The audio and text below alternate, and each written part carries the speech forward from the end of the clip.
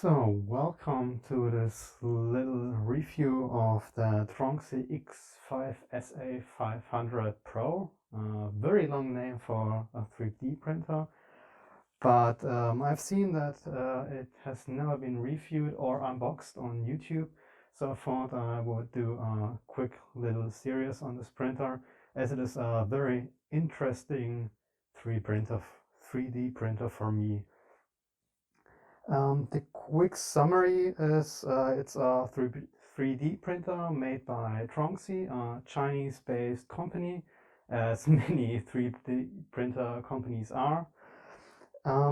It has a huge build volume of 500 by 500 by 600 millimeters, which is pretty impressive. Especially if we consider that things like 300, 400 millimeter printers are considered larger scale. So this one is quite a beast in terms of size, at least. Let's start with the package, I guess. We'll start with unboxing, and I guess the first thing is how big is the package? Because, I mean, the 3D printer is pretty darn big, so how big is the package itself? The height of the package is about 20 centimeters. The length is, yeah, right about 87 centimeters, and the width of the package is 58 centimeters, so a rather large package. I have opened the package beforehand just to see whether everything is in there and whether it is still well, not damaged by shipping, because shipping companies here in my region kind of like to destroy parts of my packages. So let's start with unboxing it. I've resealed it just to give the same impression as if you are buying it and opening it the first time.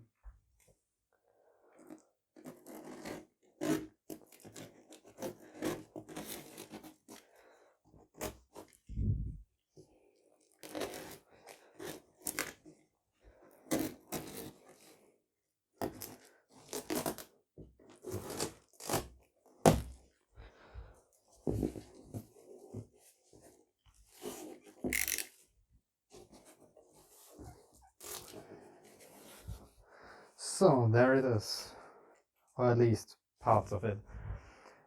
This printer, as many Chinese printer kits, come in disassembled state, so not something like 90% assembled or 75% or even 20% assembled. It's more like you have to basically assemble it entirely yourself. Therefore, I would not recommend such a huge kit, especially for someone who is starting out with 3D printing. I've already got two 3D printers, one Anycubic and one Delta printer. So I hope I can manage to put this thing together and let it do its thing.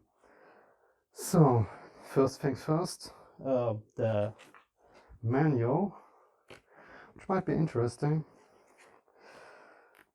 I've looked into it beforehand just to confirm that everything that is required by the manual is also in the package, and I can say that the manual is actually quite okay.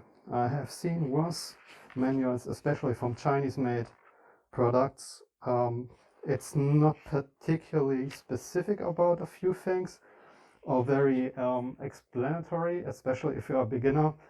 So I would not recommend it, but for a beginner. But again, it's good enough. I will probably be able to assemble the whole thing without too much worry, at least based on the manual. So I guess let's start with the small things first.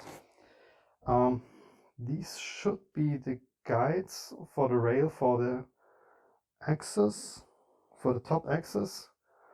I think that must be the x-axis, if I'm not completely wrong. I'll put them here.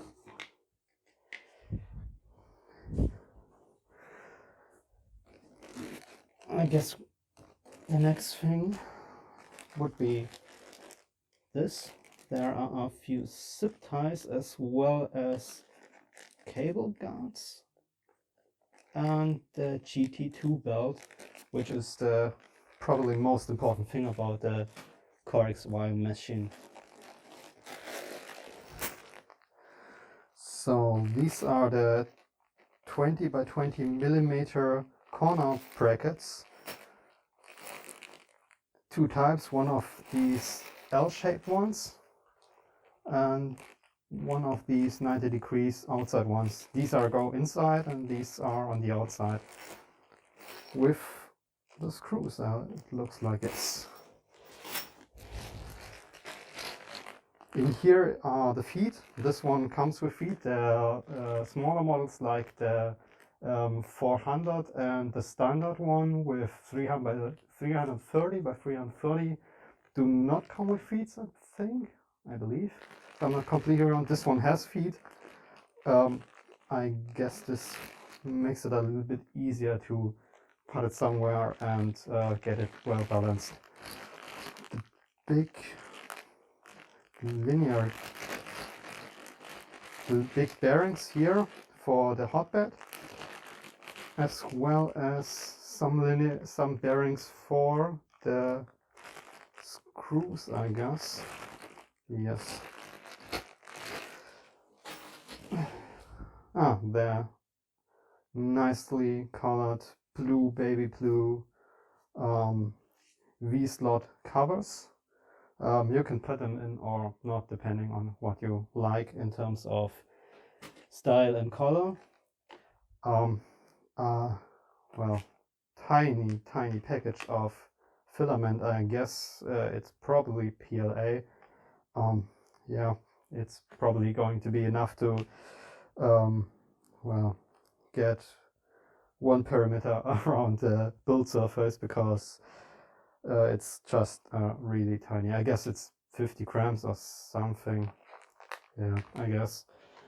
Not a lot, unfortunately, but on the other hand, it's probably not the highest quality, so not much of the waste here.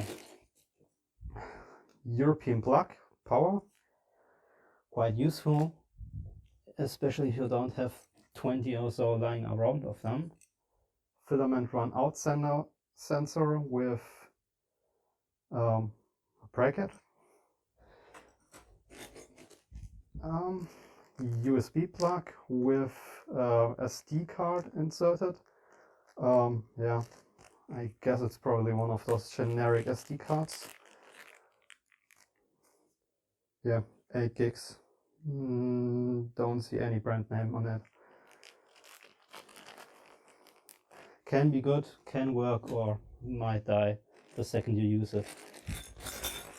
Accessory package with screwdrivers, F2, one flathead, one Phillips. Yeah, assembly parts. I guess we'll see what he's coming for.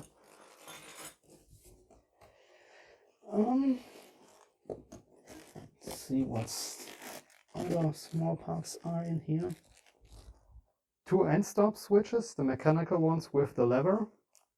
So nothing special there. Again, more screws, more washers. I guess this will be a theme for here. Everything basically comes disassembled, or almost everything. One of these cheap sharpened edge spatulas, kind of tiny, but we'll see whether this one is going to work or not. I kind of doubt it, because the 3D pins are just way too big for something as small as this one, especially if they stick very well to the build blade. This might be a problem.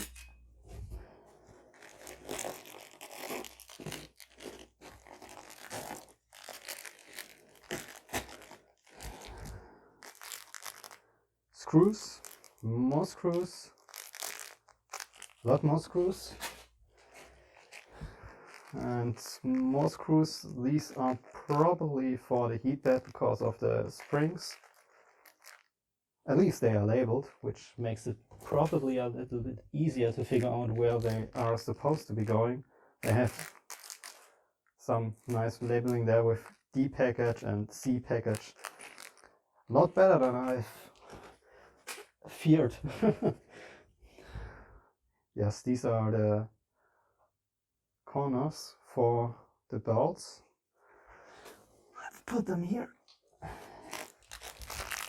And the A package, which has a lot in it. So the last part and the biggest, oh, there's a screw, oh, which is probably missing from something here, oh, yeah, from one of the belts, belt assembly parts. Well, that would be unfortunate to lose, quite unfortunate. Because I doubt they put, I don't think they are putting spare parts in here.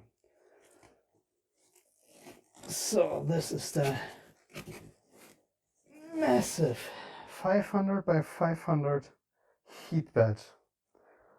It looks a lot bigger in your hands than what you can see on photo or videos, images and videos.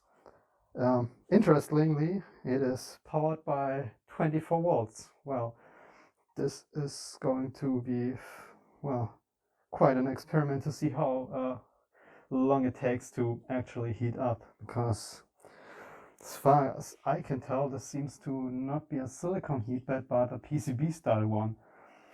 Well, quite an interesting choice to do here. Well, we will see how it's going to work, how well it's going to work. But at least they are using XT60 plugs, which should probably hold out enough amperage to not go up in flames or end up as a molten puddle.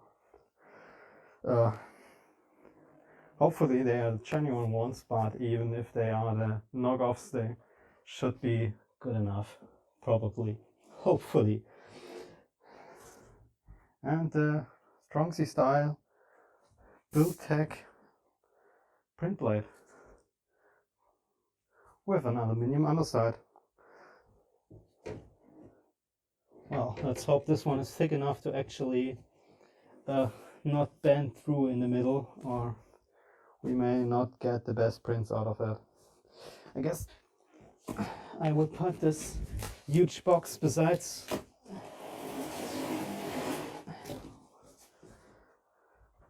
away from here to make a little bit more space for the new parts, for the other parts.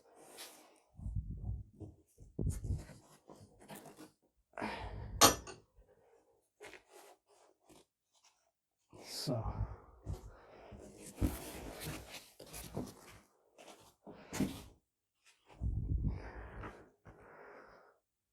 the manual, 2 profiles from, well, I guess sheet metal or something thinner like that, which is on the side of the printer to, I think, brace it a little bit better, so that it isn't getting floppy or starts to vibrate, oscillate with whatever you're printing, which would result in a lot worse prints overall. But we will see whether these ones are actually going to be doing their job properly. So let me get these massive profiles out of here.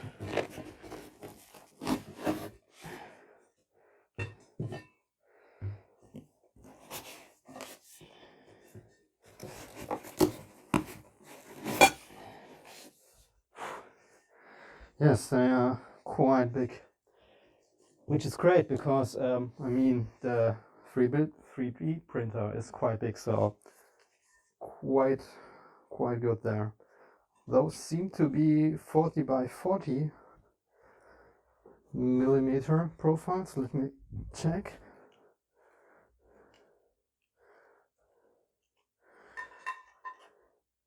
Yeah, 41. I guess that's good enough. 40 millimeters, yeah. Yeah, 40 millimeters. Though they seem to not be with the 40 groove here in the middle, which would be something of a nude 8, I believe, is the term for that.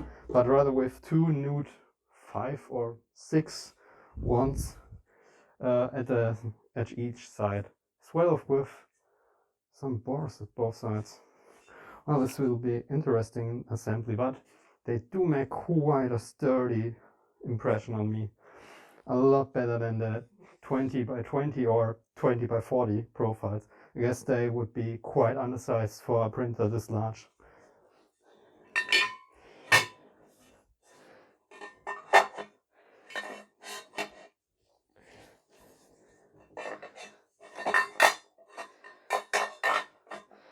So let's grab another component. The power supply. This one is apparently a generic power supply, 24 volt, 21 amps. Quite a beefy power supply. I don't think you get away with a passive one, a passively cooled one for a 24 volt, 21 amps. Normally those power supplies don't need that much amperage, but again, the heat bed is just way too big to get away with a small amperage here, even with 24 volts. And again, it looks like a XT60 connector, which gives off a decent impression, especially if we consider that the cheaper end printers or older printers, often you had to crimp or insert all of the cables directly into the power supply yourself. In this case, everything seems to be pre-assembled in here.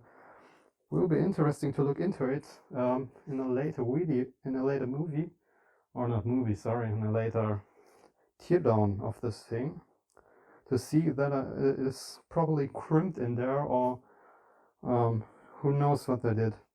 But at least the chance of you electrocuting yourself are much lower that way.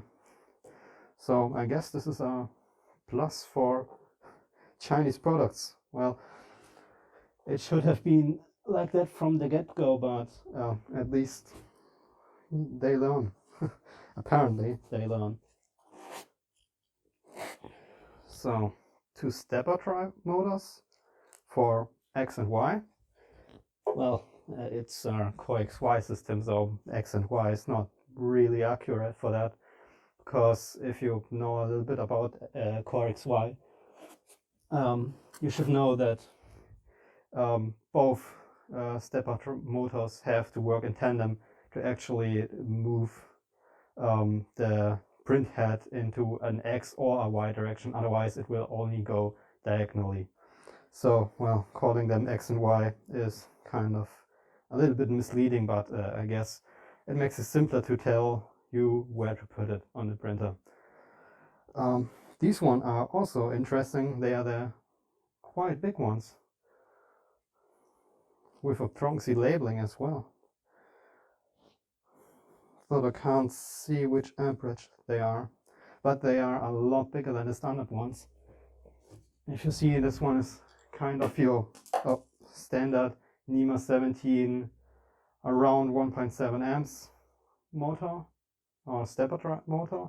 This one is the one for the heat bed. I guess that is necessary for something that big and that heavy. There we go.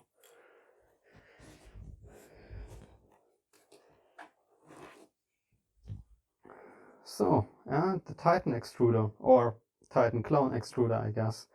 I doubt this one is the legitimate one, but in general I didn't have that bad of an impression with them.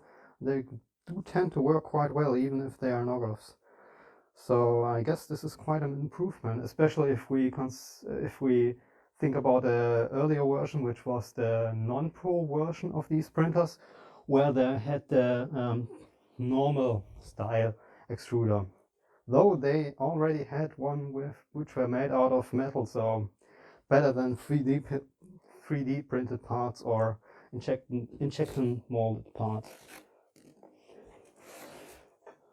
Okay.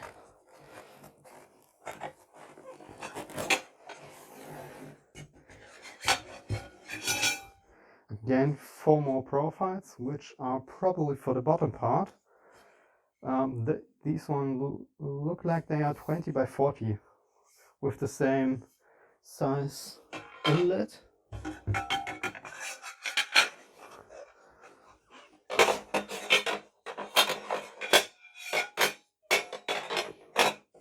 Sorry for the noise. I hope you don't have headphones on, or at least no, you won't. Okay, these ones are, well, I don't know which I'm going to use them for. Let's hope the manual will tell me what I'm supposed to be doing with those. The linear guides, rails, whatever you call those, they are also the improved version which came with the Pro upgrade, you could say. The standard one, which is not a Pro version, but the X5SA already, so the in-between between X5 and X5SA Pro, they came with V-slotted and rubber wheels, which are, I guess, okay, but these ones are a little bit better. At least good enough not to replace with proper linear guide rails like those from Highwind. So I guess we'll see how well they will perform in actual printing. 2 of those. Oh no, 4 of those. 3? Well, I guess in the middle you need one. Just differently packaged.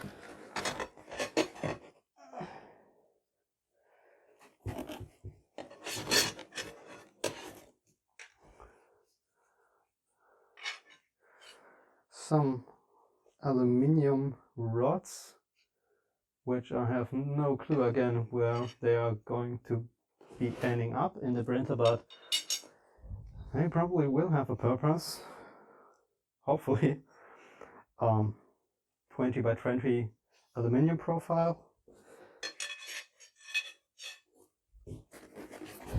2 actually of those. And the big package with the linear rails, you could say, or rods to be more precise. Yes. And those seem to actually be the square carved ones, not the very cheap ones which have these metric kind of spindles in there, which tend to be a lot less precise. And they are just, well, way bigger than I normally would have, because this printer prints 600 millimeters in the Z-axis, so they need to be huge, which is great. Or let's hope it's great. We'll see how well it performs. The hot end assembly, which we will take a closer look and disassemble partially at least, because I'm quite interested in what type of hot end they are actually running in there. As far as I know, they should be using a PTFE lined hot end where you push it through basically the Bowden tube. But I'm also interested if it is possible to upgrade this one to all metal one, because that would increase its versatility quite a bit. But it seems to be an MK8 style hot end. Well, I guess we need to disassemble this one to figure out which size we need for the heat break inside here. And it also has this Tronxy labeled. I think these are inductive sensors. I've heard some good things about them, that they are actually working quite well. But I guess we'll figure out how well this one is going to work, especially with a heat bed this size, without mesh bed leveling. I guess it's going to be almost impossible to get good prints or good first layers, especially in the middle of that one, depending on how good or bad the whole bed is going to be in terms of well, being flat. And the last part, which I think should be the control unit. I guess I will need to use a knife for that one. Give me just a sec. A knife would be great.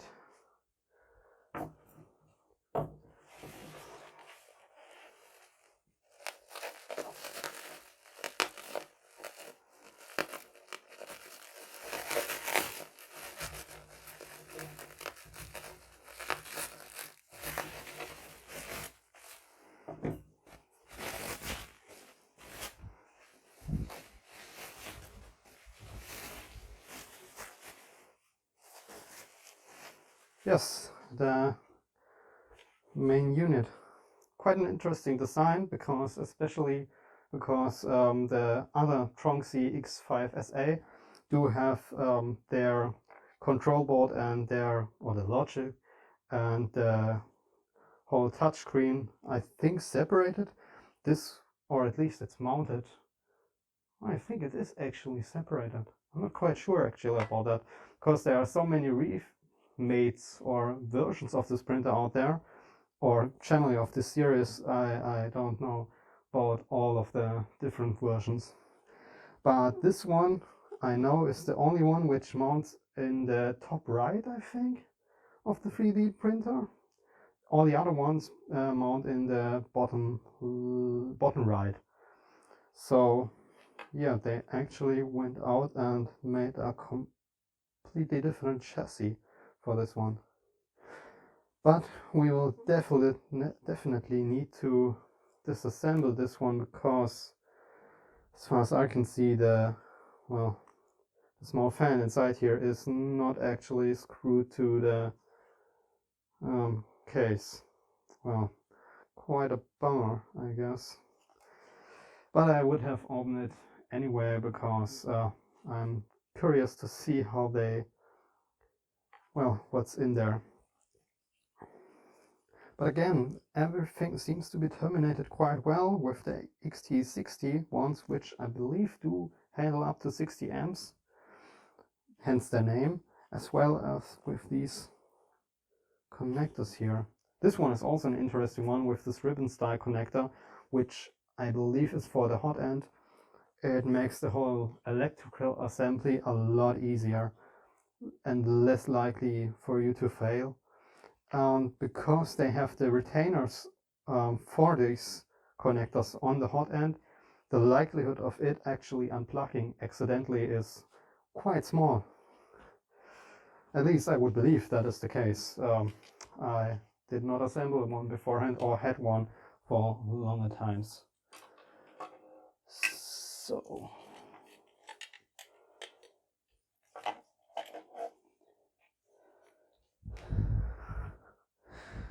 So this would be everything, I guess. As I was saying in the beginning, quite a bit of assembly we will have to perform, but I'm confident I will get to be able to finish this assembly in time, and if everything works out fine, you will be my guest to see how I'm going to be assembling this whole thing. Let's hope I can manage this in some reasonable amount of time, because who knows how long this is going to take. I guess it's going to be somewhere around 2 or 4 hour mark. Let's hope I can manage this in this time. The next video in this small series is going to be a disassembly of the power supply part here, the hot end and the logic components, you could say, just to see what is in them, whether they are properly assembled, crimped, because that's always quite a bit of a problem with Chinese made 3D printers. Let's hope we don't have to crimp stuff in here, and hope that they actually did quite a well job with that. I'm confident in it because it looks quite well made together, put together, sorry. But we will have to see that when we disassemble the parts. So with these finishing words, I hope to see you again in the upcoming week, in the upcoming ones, especially in the teardown of these parts and the assembly of the entire printer. So thank you for watching.